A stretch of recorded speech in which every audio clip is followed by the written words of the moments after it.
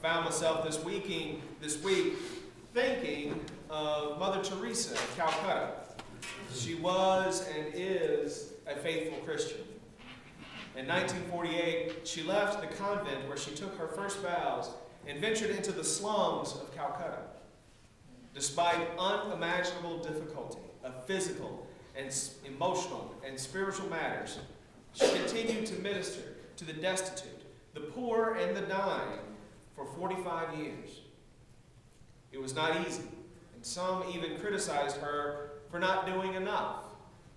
There's a story of someone asking her that despite the years of service by her and the order she founded, since there was still a vast number of destitute and dying in the streets of Calcutta, how could she call herself a success?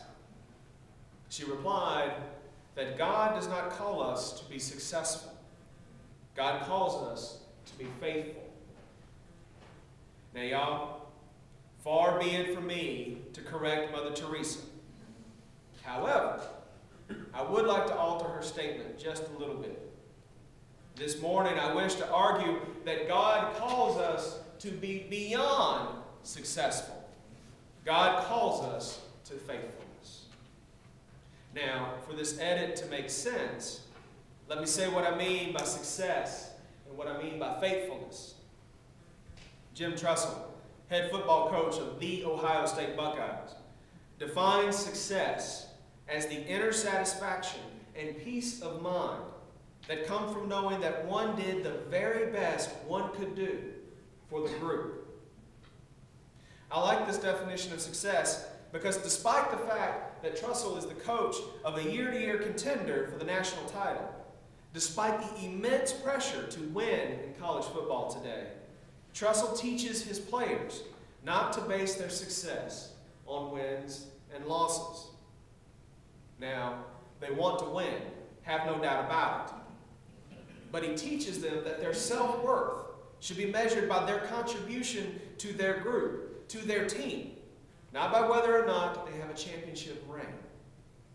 I think that applies to all manner of life. Success is not measured by the quality of leather in your car, the size of your house, the price of your suits, the accomplishments of your kids, or indeed any other external factor.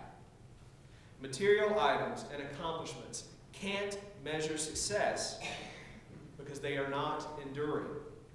They cannot stand the test of time. Trophies tarnish, be they cars, houses, boats, or even our husbands and wives and children. Success cannot be measured by external things. On the other hand, internal satisfaction and peace of mind can endure. Knowing you did the very best for your group, whatever that group may be, your job, your family, your church, or your knitting circle, cannot be taken away from you. If you did your best today, then that can't be changed. It cannot tarnish or wear out. Today you did your best, and satisfaction and peace of mind come from that. In our gospel passage today, Simon, who someday will be called Peter, and his companions had done their best. They had fished all night long. They had put in a full day of grueling labor. Now, as any of you who fish know quite well, you can't judge the success of a fishing trip by the number of fish you caught. Sometimes you can use your best bait in the best spot at the best time and still not catch a thing. Sometimes, despite your best efforts, you come up empty. Despite the fact that the fishermen of our gospel passage didn't catch anything on their night-long expedition, I would argue their success, by Jim Trussel's definition, they did their best for their group. At this point, though, Jesus shows up. The disciples are tired. They've completed a hard day's night. And Jesus commands them to push the boat into deep water and cast their nets one more time. We can hear Simon Peter's weariness in his response. Master, we have worked all night long, but have caught nothing. But if you say so, I will let down the nets. There is testimony about the cost of discipleship in this story. As the very Reverend Peter Eaton, Dean of St. John's Cathedral in Denver, points out, the cost of discipleship does not come off the top. It is often demanded of us after we have given everything that we can give. Jesus did not show up after a good night's sleep and a hearty breakfast. He came to find these men at the end of a long working day, after back-breaking labor. And he told them to keep on working. He does the same to the preacher of this passage and to all of us. Peter's response to cast the nets one more time is an act of faithfulness.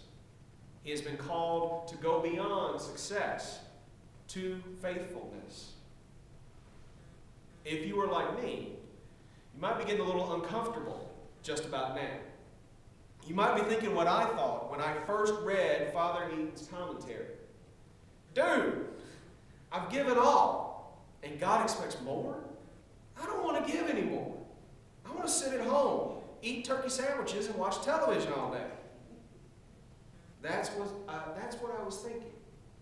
Until I remembered what the disciples got from being faithful. And it wasn't a net full of fish.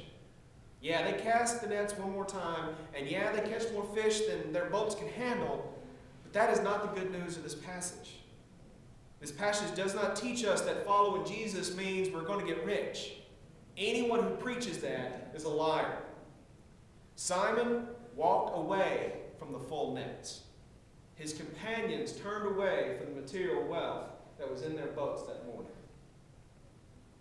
The disciples turned toward a success that is beyond materialism. They journey toward a deep inner satisfaction and peace of mind that come from serving the ultimate group, God's family. Now, our congregation, like most congregations, has a small group of people that do a vast majority of the work around here. It's one of the few ways that we are typical. This small group has answered the call to go beyond success, beyond simply doing their best, to go to faithfulness time and time again. They have answered the call over and over again by God for us to continue working even after we have given our all. To trust that after our abilities have been exhausted, God's ability picks up the slack. They have done this time and time again.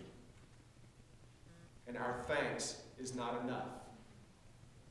If you are in that small group of people, for the first time ever, I'll let you go to sleep right now. Please ignore what I'm about to say. It's okay to sleep through the sermon right now, just for a moment.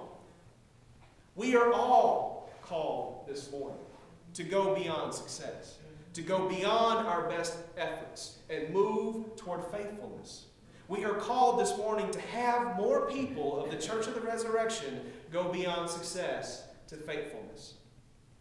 If you have yet to find your ministry in this congregation, I invite you to talk with me, and we'll find what you can get involved in. If you have yet to grow deep enough in your faith that you can share your faith story with another person, I invite you to talk with me, and we'll practice that.